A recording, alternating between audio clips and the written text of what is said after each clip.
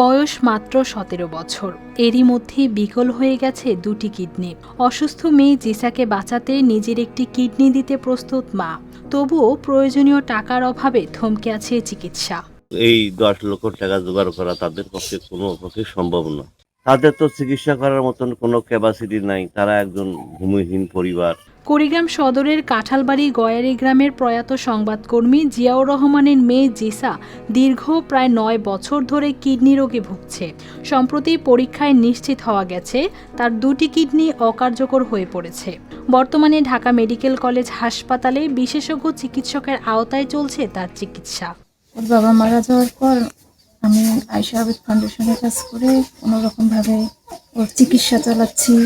দীর্ঘ 7 বছর থেকে বাড়ি চালাচ্ছি, কোনো রকমে খেয়ে বেঁচে আছি আমরা। এখন বিষয় অনেক বেশি অসুস্থ হয়ে গেছে, আর আমরা পাচ্ছি না। আপনারা যদি একটু সহযোগিতার হাত বাড়ান তাহলে হয়তো আমার মেয়েটা বাঁচতে পারবে। চিকিৎসকরা বলছেন দ্রুত কিডনি প্রতিস্থাপন করা গেলে জিসা আবারও স্বাভাবিক জীবনে ফিরতে পারে।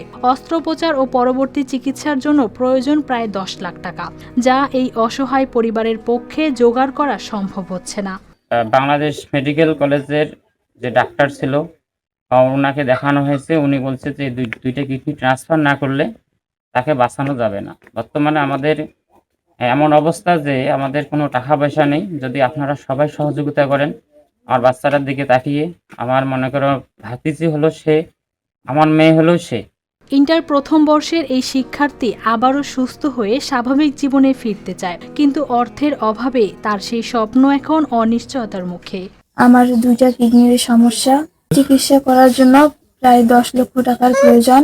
আমাদের পরিবারের পক্ষে এত টাকা জোগাড় করা সম্ভব না, যার জন্য চিকিৎসা করাতে পারছি না। এদিকে জেলা সমাজসেবা অধিদপ্তর জানিয়েছে প্রয়োজনীয় আবেদন পেলে তারা সহযোগিতার ব্যবস্থা করবে।